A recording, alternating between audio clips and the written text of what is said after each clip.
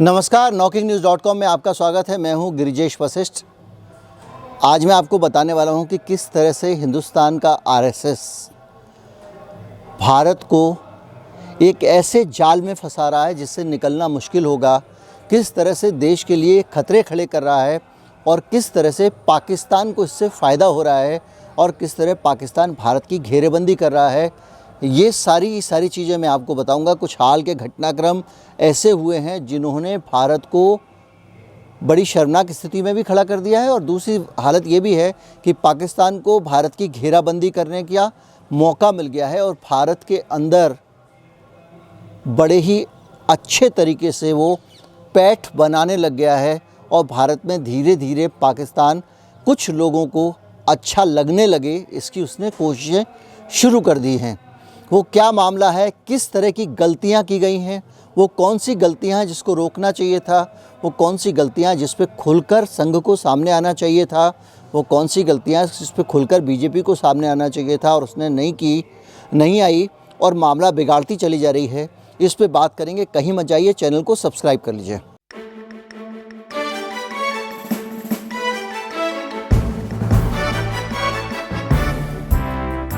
आप लगातार सुन रहे होंगे कि एक घटनाक्रम हो रहा है जिसमें मुसलमानों को बहुत सुनियोजित तरीके से टारगेट किया जा रहा है। हाल में हरियाणा के फरीदाबाद में एक मस्जिद तोड़ दी गई और ये बताया गया कि ये मस्जिद अवैध रूप से बनी हुई थी और उस मामले के बाद में पाकिस्तान को एक मौका मिला और उस मामले को उसने इंटरनेशनल फोरम पे उठाया और दुनिया के देशों के सामने ये बताया कि भारत की सरकार किस तरह से माइनॉरिटीज़ के ऊपर अत्याचार कर रही है। और इस मस्जिद को तोड़ने के बाद में जो वहाँ की नगर निगम थी उसने कहा कि अवैध बनी हुई थी। अवैध मंदिर भी बहुत सारे तोड़े जा रहे हैं, बहुत सारे वैध मंदिर भी तोड़े गए हैं, मस्जिदें भी तोड़ी गई हैं इस देश में, लेकिन फिर भी ये गलती हमारे खिलाफ़ गई। और पाकिस्तान का ट्वीट देखिए आप, किस तरह से पाकिस्तान ने हमारे ऊपर इसको लेकर हमला बोल दिया। अब पाकिस्तान तो हमला बोलेगा ही, हम उसको अहमियत क्यों दे रहे हैं, ये विचार आपके मन में आ सकता है। तो मैं आपको एक अगली चीज़ बता रहा हूँ कि पाकिस्तान हमला बोले ना बोले, लेकिन उससे ज़्यादा जो दूसरी चीज़ हो रही है वो ये हो रही है कि गुड़गांव में या हरियाणा में दूसरी जगहों पे जहाँ जहाँ पे मुसलमान लोग नमाज़ पढ़ते थे उन जगहों पर विश्व हिंदू परिषद के, आरएसएस के, बजरंग दल के लोग जा रहे हैं और मुसलमानों को बेहद अपमानजनक तरीके से नमाज पढ़ने से रोक रहे हैं। वो वहाँ जाकर कहते हैं कि आप सार्वजनिक स्थल पे नमाज नहीं पढ़िए। इस वीडियो में अगर मैं ये आंकड़े डालूँगा कि भारत में कितने मुसलमान हैं और नमाज़ पढ़ने के लिए मस्जिदों में कितनी जगह है तो लंबा हो जाएगा, लेकिन मैं आपको इतना ज़रूर बताना चाहता हूँ कि इस्लाम धर्म के अंदर जो जुमे की नमाज होती है और एक रमज़ान में अलविदा की नमाज़, इन नमाज़ों के लिए एक ख़ास तरह का प्रोटोकॉल है और वो प्रोटोकॉल ये है कि आपको ये जब भी पढ़नी है सार्वजनिक रूप से ही पढ़नी है। आप कुछ लोग मिल के नमाज़ पढ़ेंगे, आप अकेले अकेले भगवान को याद नहीं कर सकते। मसलन की बात यह है कि आपको इन मौक़ों पे मुसलमानों को एक दूसरे से मिलना जुलना है।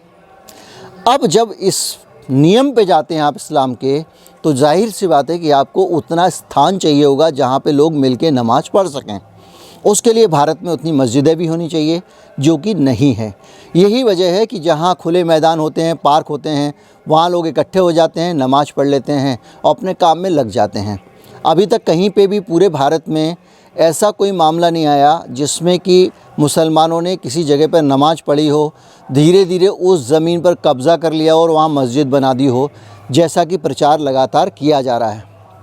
तो लेकिन आप जब नमाज़ पढ़ने से रोक रहे हैं तो उससे हो क्या रहा है, हो ये रहा है कि उसकी प्रतिक्रिया में कुछ ऐसी प्रतिक्रियाएँ आ रही हैं जो भारत के हिंदूवादी और जो हिंदुओं को बेहतर देखना चाहते हैं या भारत में जो हिंदूवादी रवैया मजबूत रखना चाहते हैं, वो लोग भूल जा रहे हैं कि उनको उससे नुकसान हो रहा है। इस प्रेशर ने माइनॉरिटीज़ के बीच में एक एकता को पानी दिया है, उनकी एकता मजबूत होने लगी है। अभी हाल में आपने देखा होगा कि किस तरह से जब गुड़गांव में नमाज़ पढ़ने से रोका गया तो गुरुद्वारों ने कहा कि आप आइए और हमारे गुरुद्वारों के हॉल में नमाज़ पढ़िए, हमारी तरफ से आपको जगह दी गई है। यानी याद कीजिए, सिख और मुसलमान एक दूसरे के नज़दीक आ रहे हैं।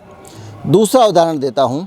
इसी तरह से हाल ही में शाहीन बाग में जब धरना चल रहा था तो बड़ी संख्या में मुसलमानों के इस धरने में, क्योंकि उनकी नागरिकता को खतरा दिख रहा था, सिखों ने जाकर लंगर लगाए और लगातार मुफ्त में जो धरनादारी थे उनको भोजन कराया।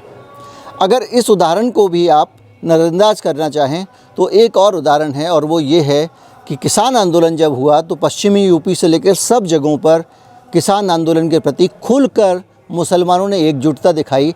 जिन जगहों पे हिंदू मुसलमान के तगड़े झगड़े हुए थे उन जगहों पर भी बढ़ चढ़कर मुसलमान किसान आंदोलन में हिस्सा ले रहे हैं। इसके विपरीत जो संघवादी अपनी गलतियां कर रहे हैं, वो गलतियां ये कर रहे हैं कि किसान आंदोलन को खालिस्तानी कह रहे हैं, किसान आंदोलन को देश विरोधी कह रहे हैं और विदेशियों की साजिश कर रहे हैं। इसका नतीजा ये हो रहा है कि सिख और मुसलमान लगातार नज़दीक आ रहे हैं। उधर पाकिस्तान का जो रवैया है वो हमको लगातार जलील कर रहा है। हमको जलील करने का उसका जो तरीका है वो मैं आपको बताता हूँ। अभी हाल में खैबर पख्तूनख्वा में कुछ लोगों ने एक 100 साल पुराना वहाँ पे मंदिर था, एक छोटा सा आश्रम था, उसको तोड़ दिया था। और तोड़ इस बिना पर दिया था कि वहाँ पे लोगों को ये लगने लग गया कि ये यहाँ पे हिंदू बढ़ते जा रहे हैं, लगातार आसपास की सारी बिल्डिंगें, इमारतें ख़रीद ली हैं और धीरे धीरे कब्ज़ा कर रहे हैं और हम तो मुसलमानों का देश है, और उन्होंने उसको उखाड़ दिया। जिस तरह का प्रचार आमतौर पर यहाँ पर भी हिंदू मुसलमान का किया जाता है।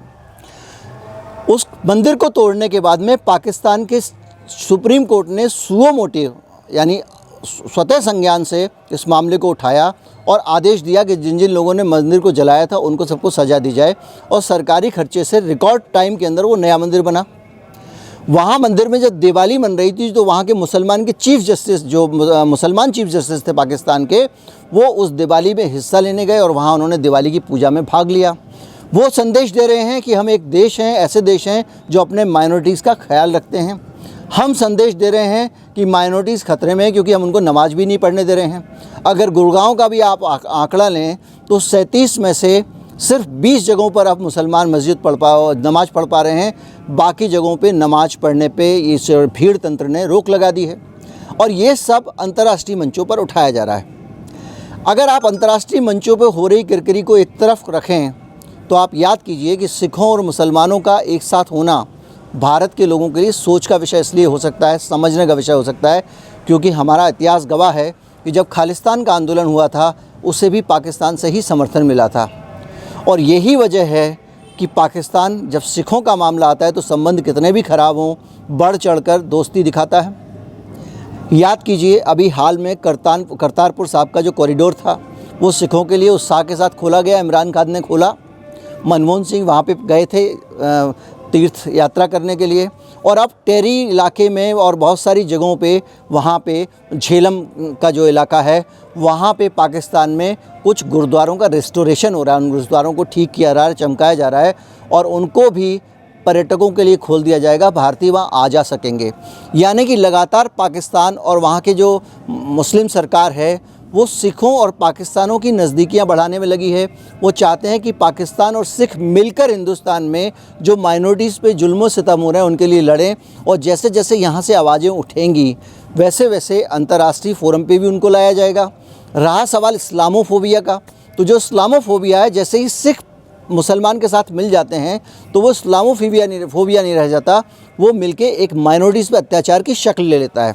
और ये जो स्थिति बनने वाली है, जो किसी भी तरह से जो हिंदू मेजॉरिटी हमारे यहाँ की है उसने जो हाल में हरकतें की हैं वो देश के हित में नहीं जाने वाली हैं। कुल मिला के देश को कलंकित भी किया जाएगा और देश के अंदर ही एक अलग तरह का विभाजन होने लगेगा समाज के अंदर, क्योंकि आप ज़्यादा एग्रेशन कर रहे हैं, आप ज़्यादा एग्रेसिव दिख रहे हैं, आप ज़्यादा अत्याचार और जुल्म करने के मूड में हैं, आप सप्रेशन कर रहे हैं, तो उसका नतीजा ये हो रहा है कि आपके प्रति नफ़रत के साथ वो एक होंगे, वो एक भी होंगे और आपसे नफ़रत भी कर रहे होंगे। जो स्थितियां आने वाले समय में भारत के हिंदू समाज के लिए मुश्किल हो सकती हैं, उनके लिए भी मुश्किल हो सकती हैं जो इस पूरे के पूरे तंत्र में शामिल हैं, जो इस तरह के व्हाट्सएप यूनिवर्सिटी के कारण उग्र हो गए हैं, जो वीएचपी और दूसरे जो संगठन हैं, बजरंग दल हैं, उनके प्रभाव में उग्र हो गए हैं, और उनके लिए भी मुश्किलें बढ़ेंगी जो न्यूट्रल हैं, तटस्थ हैं। और ये अपने आप में एक चिंता की बात है। हरियाणा के मंत्री बयान देते हैं, हरियाणा के केंद्र के मंत्री बयान देते हैं, कुछ सरकारें बयान देती हैं और ये सब चीज़ें इस चीज़ को वैलिडेट करती हैं कि भारत में जो भी कुछ हो रहा है वो माइनॉरिटीज़ के लिए अच्छा नहीं हो रहा है और ये संकेत अच्छा नहीं जाता है। अगर ये वीडियो अच्छा लगा हो तो ज़्यादा से ज़्यादा लोगों तक पहुँचाएँ, ज़्यादा से ज़्यादा शेयर करें। चैनल को सपोर्ट करना चाहते हैं तो हमारा UPI ID नीचे डिस्क्रिप्शन में, उसके ज़रिए भुगतान करें। बारिश शुरू हो गई है, वीडियो ज़्यादा देर लंबा नहीं रख सकता हूँ। नमस्कार, जय हिंद।